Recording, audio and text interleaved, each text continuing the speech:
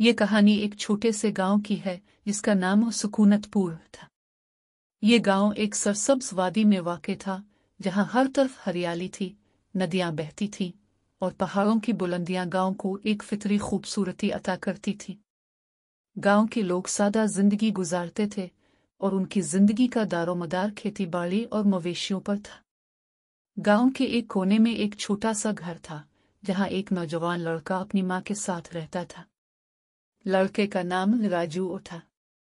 राजू बहुत होनहार और मेहनती था, लेकिन इसकी जिंदगी में एक कमी थी। वो अपने बाप को कभी देख नहीं पाया था। इसके बाप का इंतकाल इसके बचपन में ही हो गया था और तब से वो अपनी मां के साथ तन्हा रह रहा था। राजू की मां बहुत ही मोहब्बत करने वाली और मजबूत खातून थी। वो राजू को हमेशा हौसला देती थी वो अपनी तालीम पर तवज्जो दे और अपने ख्वाबों को पूरा करे।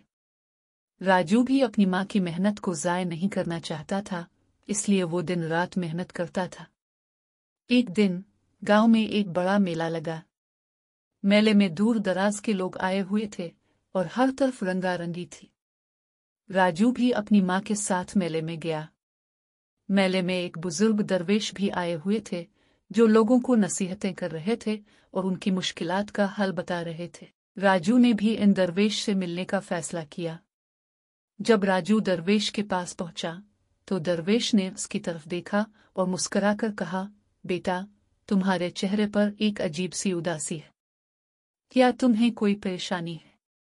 राजू ने कहा, हुजूर, मुझे अपने बाप की कमी महसूस होती है। मैं चाहता हूं कि मैं भी अपने बाप की तरह मजबूत और बहादुर बनूं, लेकिन मुझे नहीं मालूम कि मैं कैसे अपने ख्वाबों को पूरा करूं। दरवेश ने गहरी सांस ली और कहा, बेटा, हर इंसान की जिंदगी में मुश्किलात आती हैं, लेकिन इन मुश्किलात का सामना करना ही हिम्मतमंदी है। तुम्हारे बाप तुम्हारे अंदर जिंदा हैं, इनकी मेहनत और कुर्बानियां तुम्हारी रगों में दौड़ रही हैं। तुम्हें सिर्फ अपने अंदर की ताकत को पहचानना है।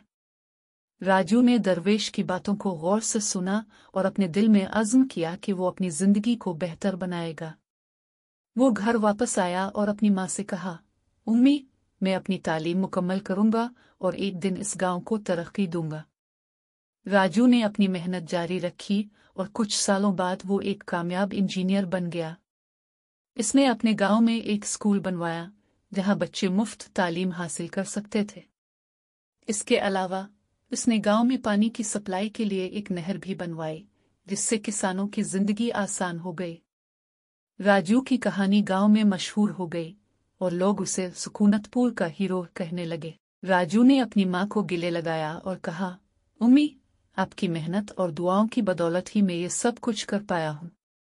राजू की मां ने मुस्कुराते हुए कहा, बेटा, तुम्हारी कामयाबी ही मेरी जिंदगी का सबसे बड़ा तोहफा है। और इस तरह राजू ने न सिर्फ अपने ख्वाबों को पूरा किया, बल्कि अपने गांव को भी तरक्की की राह पर गामजन कर दिया।